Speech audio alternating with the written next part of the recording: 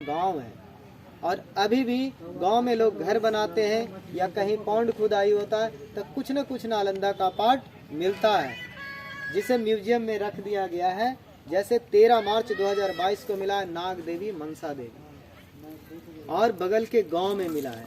Recent ये 4 जनवरी को भी मिला है बुद्धा का स्टैचू। क्लियर? तो नालंदा का ये जो अभी कैंपस है वो 1 स्क्वायर किलोमीटर राउंड फिगर में 1 किलोमीटर। क्लियर? फिर तीसरे राजाए देवपाल, वो धर्मपाल का लड़का था, वो 9वीं शताब्दी में आया था और फिर से इसको डेवलप किया था। कहने का अर्थ हुआ जैसे जैसे किंग आते गए इसको डेवलप करते चले गए। क्लियर? फिर 12वीं शताब्दी में एक मुस्लिम आया जिसका नाम था बख्तियार खिलजी, जिसके नाम से बख्तियारपुर जंक्शन का स्टेशन भी। आप लोग किस जिले से हैं? गोपालगंज। सोचिए कितना दूर से आए हैं, है ना? गोपालगंज से आए हैं देखने के लिए। कितना खर्च हुआ, कितना चीज हुआ। नालंदा पढ़ते भी होंगे, 6 क्लास में तो पढ़ना भी है नालंदा। और एक न एक क्वेश्चन घुमा फिरा के नालंदा से आ ही जाता है। तो बख्तियार खिलजी ने इसे अटैक किया और 6 मंथ बर्निंग, 6 महीने तक यूनिवर्सिटी जलती रही। और जलने का परिणाम आपको जगह जगह मैं दीवारों पे दिखाऊंगा। और उसमें यहाँ 3 बड़ी बड़ी पुस्तकालय भी था, लाइब्रेरी, जो कि अभी तक नहीं मिला है। रतन रंजक, रतन सागर और रतन ददी। रतन रंजक, रतन सागर और रतन ददी, जहाँ 9 मिलियंस बुक्स थे। 9 मिलियंस का मतलब कितना होता है? 90 लाख। और अभी हम लोग पढ़ाई करते हैं ना पेन कागज कलम डायरी से, लेकिन उस जमाने में पढ़ाई होता था भोजपत्र और ताम्रपत्र पे होता था। भोजपत्र बोलते हैं पेड़ के पत्ते और छाल का बनाया जाता है, और ताम्रपत्र कॉपर को बोलते हैं। क्लियर? जहाँ दिक्कत बोलिए, बोल रहे हैं बार बार, कोई भी क्वेश्चन रिपीट करेंगे। उसके बाद इसका अस्तित्व भी खत्म हो गया, यानी कि नालंदा विश्वविद्यालय का अस्तित्व खत्म हो गया 12वीं के बाद। तो 12वीं के बाद हम सीधा चलते हैं 1861 ईस्वी में। कब चले? 1861। यानी कि वो जो फासला रहा, उस फासले में नेचुरल डैमेज भी हुआ, क्योंकि जलने के बाद मलबा हुआ, कुछ आपदा आया, भूकंप आया, और ये माउंट दिखने लगा और धीरे धीरे गांव बसना स्टार्ट हो गया था।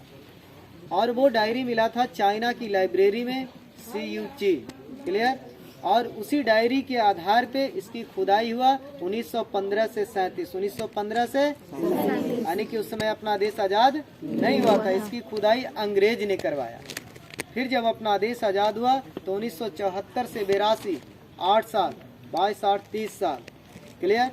और 30 साल में अभी तक मेन गेट भी नहीं मिला है। जिस गेट से हम लोग इन करेंगे, ये हमारी सरकार 1961-62 में दीवारों को काट करके रास्ता बनाया गया है। समझे?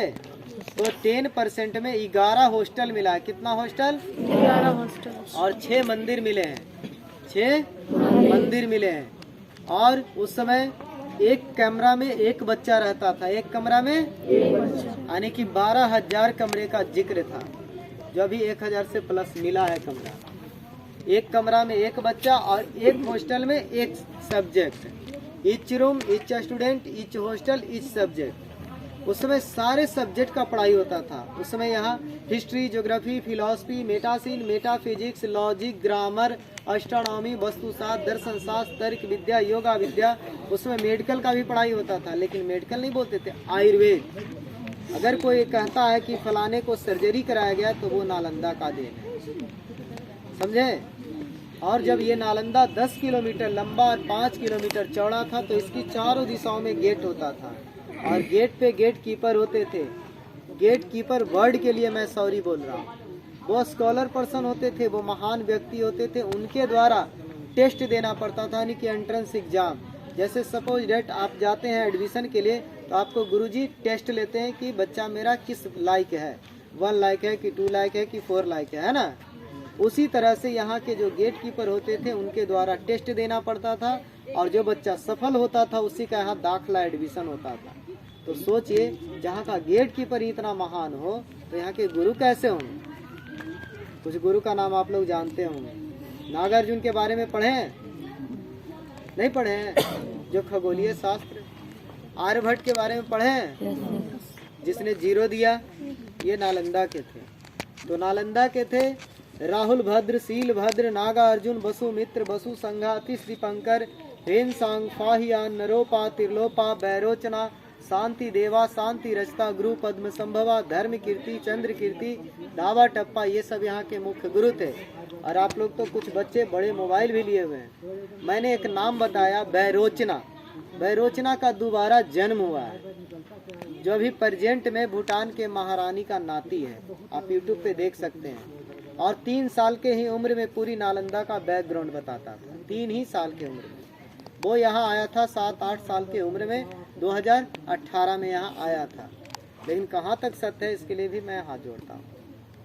जैसे एक हाथी जो होता है ना, उसको 400 वर्ष तक की बातें याद रहता है, 400 साल तक। उसी तरह से बहुत सारा फिल्म भी ऐसे बनते हैं कि पुनर्जन्म की बात बताता है।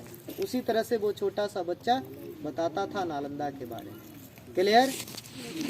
तो हम लोग चलते हैं अब स्पॉट पे, देखेंगे कि कहाँ बच्चे रहते थे, कहाँ पढ़ते थे। ठीक है, चलें।